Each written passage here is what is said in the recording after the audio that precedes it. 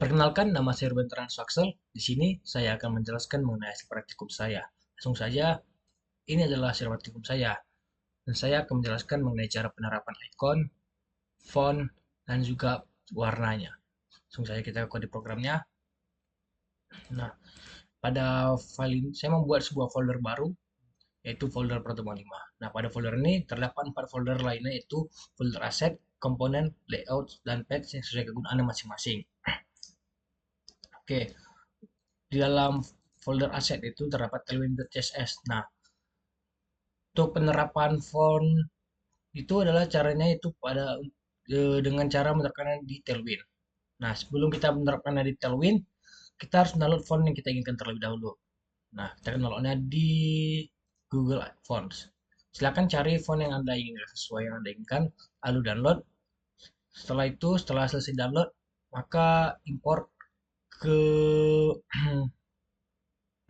file project lain masing-masing, file project Anda. Nah, lalu setelah diimpor letakkan di sini sesuai impor saja, gunakan saja font-font yang akan Anda gunakan ya. Jangan semua font yang diimpor ya, biar tidak menyusahkan Anda. Nah, setelah diimpor ke folder public dari project Ruben App ini, lalu kita buat kode program seperti ini di Tailwind-nya. Kenapa harus kita buat program seperti ini? Agar eh, font tersebut bisa kita gunakan di codingan kita lainnya. Oke, lalu adalah fontnya kita buat juga sebuah theme seperti ini. Itu adalah untuk bisa digunakan ya teman-teman. Itu temanya itu kita tidak perlu manggil satu-satu font family gini gini gini, langsung aja kita panggil font Barlow. Maka otomatis akan menggunakan font Barlow dan dengan sans serif, sans serif. Nah, setelah itu saya akan melakukan penerapan color. Nah, ini dia penerapan color. Color latar itu colornya menggunakan kode berikut. Nah, penerapan ini cukup memudahkan teman-teman sekalian biar tidak perlu susah payah mencari eh, biasanya kan mencari color gitu kan, BG, warnanya gini gini gini gini, warnanya misalnya line 100 gitu kan, 100. Nah, biar lebih mudah, teman-teman cukup dan biar warnanya bisa dapat lebih sesuai, teman-teman bisa menggunakan penerapan warna seperti berikut. Nah, karena yang disediakan oleh Visual Studio Code ini eh, tidak tidak begitu banyak, yang dimana tidak mungkin bisa memuaskan teman-teman semua mengenai pewarnaannya dan bisa jadi tidak ada yang sesuai.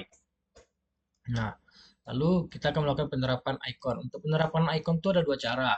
Cara pertama yaitu dengan melakukan import seperti ini. Nah, import seperti ini. Nah, kita menggunakan cara manual. Kita pilih dan kita import. Nah, cara milihnya itu untuk referensi icon itu bisa teman-teman lihat di link berikutnya di GitHub React Icons. Nah, itu bisa mencari icon yang teman inginkan di sini. Salah nih. Nah, teman-teman ingin gunakan icon tambah yang ini. Nah, teman-teman bisa melakukan impor ikonnya, lalu gunakan icon ini di sebelum kata-kata misalnya add. Nah, tambahkanlah icon ini. Nah, seperti itu. Lalu ada cara kedua yaitu teman-teman bisa langsung download extensionnya saja di sini, namanya ini dia. React Icons Auto Import. Cara penggunaannya juga gampang seperti ini. Bentar. Ya, teman-teman bisa langsung manggil saja ikonnya di sini seperti ini. Ya, cara penggunaan itu di mana kursor teman-teman terakhir, disitulah icon tersebut akan diimpor. Misalnya kursor saya terakhir di sini letaknya. Saya import, maka dia akan masuk ke situ. Oke, untuk bawahnya. Nah, ini dia. Oke, setelah itu saya akan menjelaskan eh, mengenai tampilan web yang akan saya gunakan untuk project barbershop saya. Ini adalah tampilannya. Nah, ini saya buat sendiri. Kurang lebih ini sama dengan yang sebelumnya, tapi karena untuk tampilan admin menurut saya ini lebih cocok, lebih simpel, jadi admin tidak terlalu terdistract dengan tampilan lain-lainnya. Ini masih tampilan awal, dan juga pada kode program ada saya tambahin beberapa sedikit.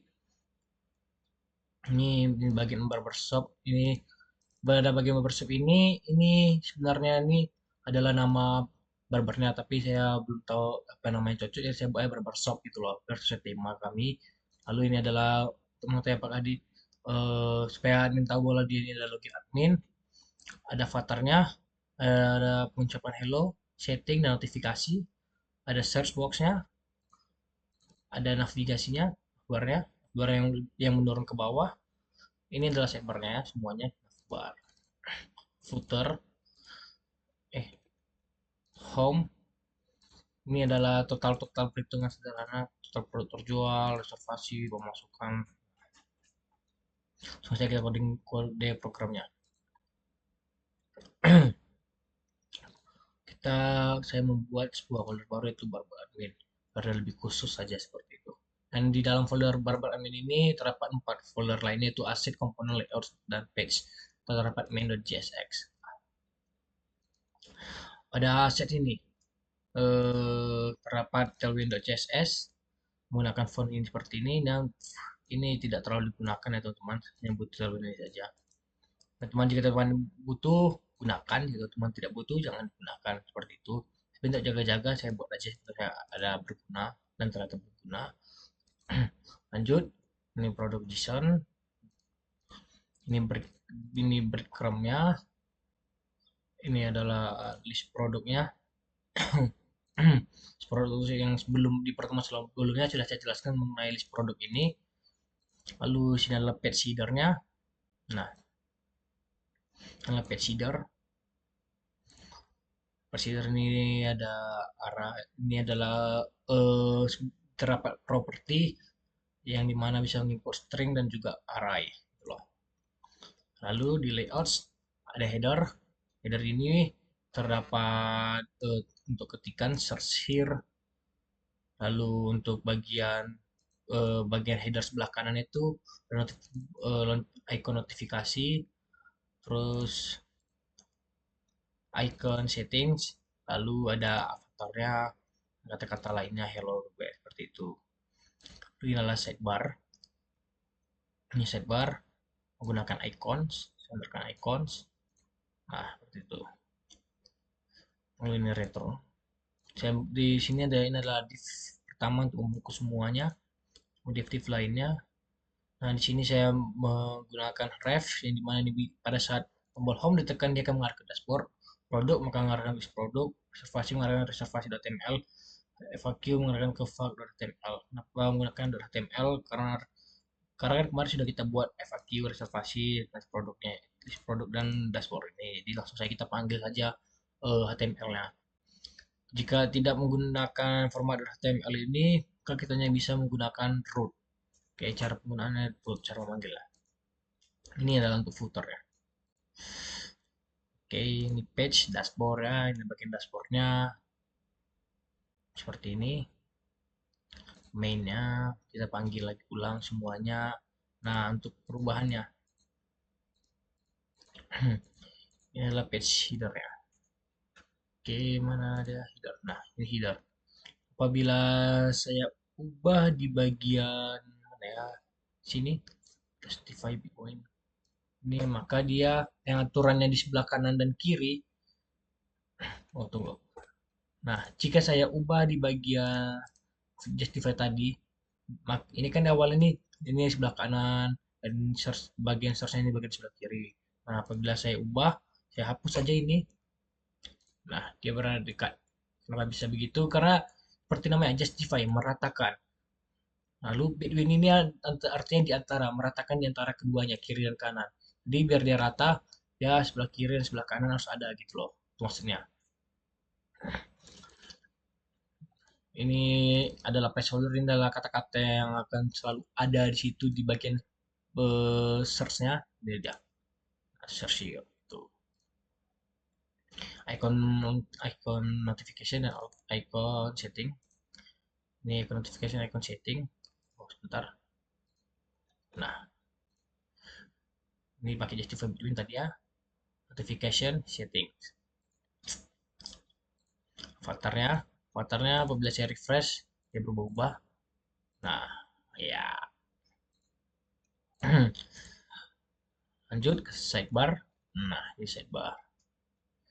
Langsung saja saya coba saja di produk saat mengarah ke produk. Ya, ini masih yang dasar-dasar saja. Ini nggak bisa. Nanti saya lebih percantik lagi di dalamnya. Lalu footernya, ini dia footernya. Footernya ada di sini. Ini footernya. Lalu dashboard. Ini ada semuanya. Pada dashboard saya memanggil page seedernya.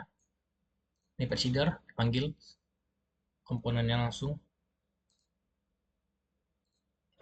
Memanggil komponen page seeder. Setelah itu eh, ini membuat card-card seperti berikut. Card-cardnya. Nah, lalu ini adalah 3 cardnya.